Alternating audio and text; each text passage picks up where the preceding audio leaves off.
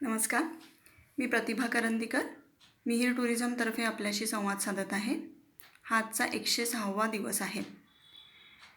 सातवाहन साम्राज्यानंतर वाकाटक साम्राज्य किंवा वाकाटक घराणं त्याचं राजवट महाराष्ट्रामध्ये सुरू झाली. इसवी सन 250 ते 500 या काळात वाकाटकांचे साम्राज्य होते.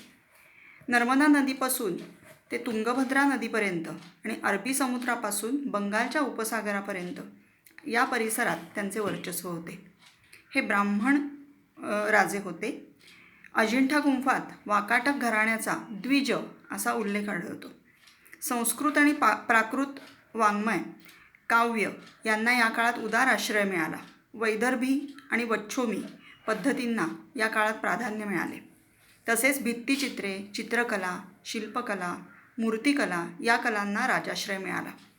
अजिंठा, गुलवाडा टेकड्या या ठिकाणी आपल्याला आजही प्राचीन लेणी वाकाटक काळातली जी बनवली गेली होती ती बघायला मिळतात.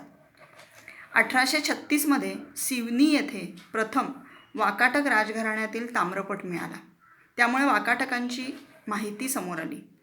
पुराणात राजा विंध्यशक्ती या वाकाटकांच्या मूळ पुरुषाचा उल्लेखही आपल्याला आढळतो.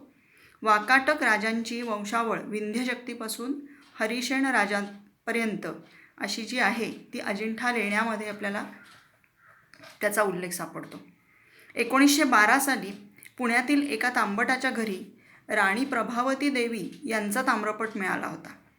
1963 साली महामहोपाध्याय वावी मिराशी यांनी वाकाटक नृपती आणि त्यांचा काळ हे संशोधनपर लेखन केलेले आहे. डेक्कन कॉलेज आणि महाराष्ट्र सरकारने नागपूर आणि रामटेकजवळ असलेले नागरधन येथे उत्खनन केले. तेथे वाकाटक काळातील मातीची नाणी, कुंड्या, बांगड्या सापडल्या. या नाण्यांवर शंखाचे चित्र आहे. शंख हे वैष्णवांचे चिन्ह आहे.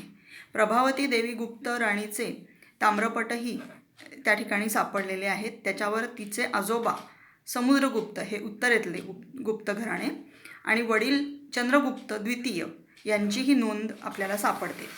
विंध्यशक्ती हा मूळ पुरुष वाकाटकांचा जो आहे तो त्याचा पुत्र प्रवरसेन आणि या प्रवरसेनाच्या काळात हे साम्राज्य 2 तुकड्यात विभागले गेले. प्रवरपुरा आणि वत्सगुल्म किंवा आत्ताचं वाशिम.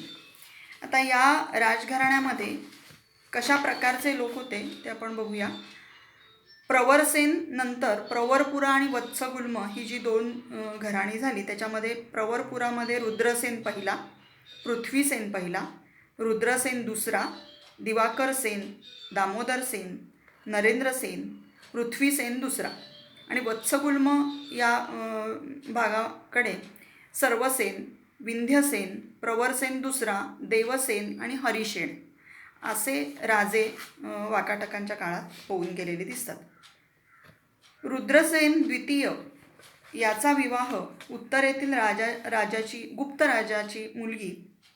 गुप्त साम्राज्यातील राजाची मुलगी प्रभावती देवी हिच्याशी झालेला आहे.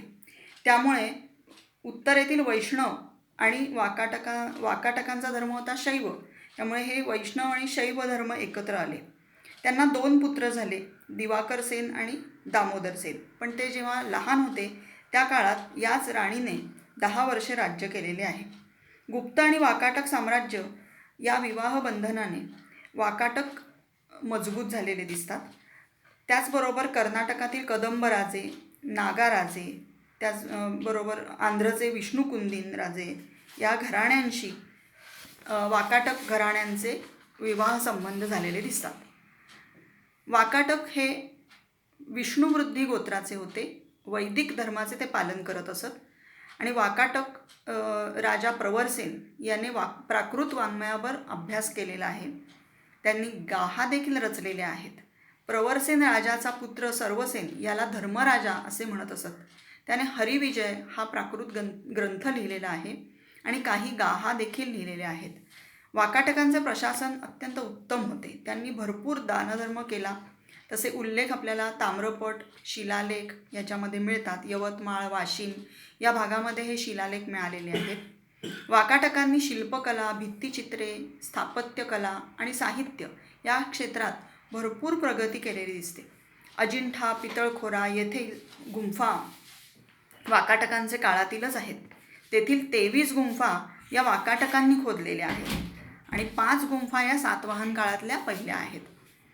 बुद्धविहार, चैत्यविहार, बुद्ध मूर्ती, जातक कथा असा समावेश असलेली शिल्पे, मूर्ती, भव्य वास्तू, दालने आणि भित्तिचित्रे या ठिकाणी आपल्याला आढळतात.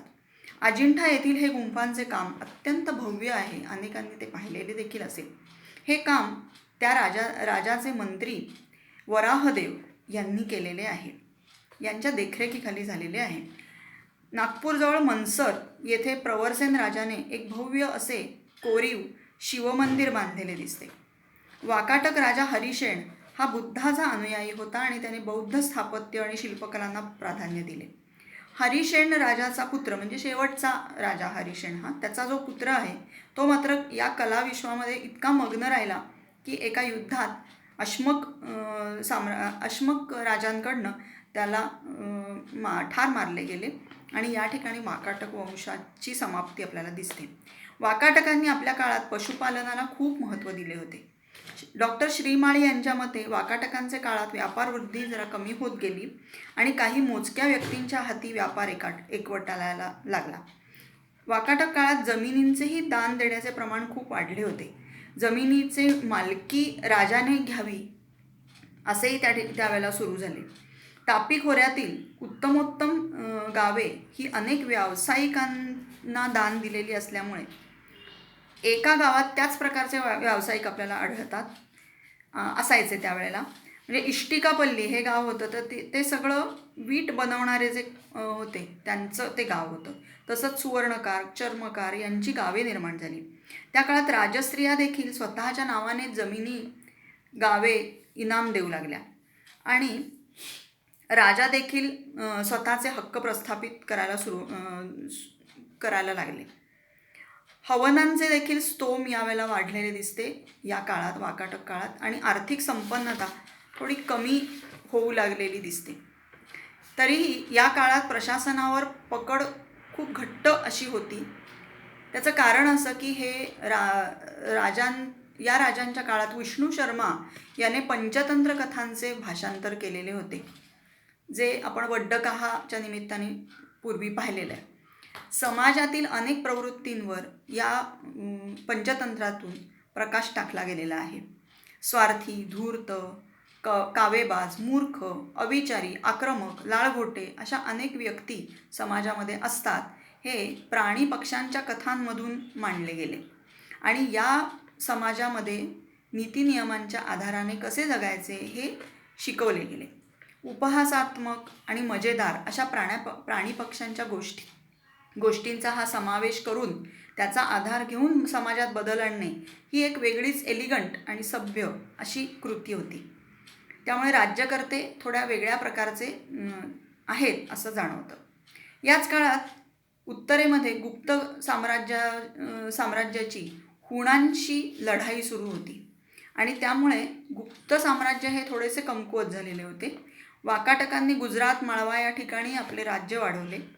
वाकाटक साम्राज्यातील भव्य कलाकृती म्हणजे अजिंठा गुंफा आणि इतरही अनेक कलाकृती त्या काळात झालेल्या आहेत. प्रभादेवीने वैष्णव धर्माचा प्रसार केला आणि अनेक नृसिंह मंदिरे ठिकठिकाणी बांधलेली दिसतात.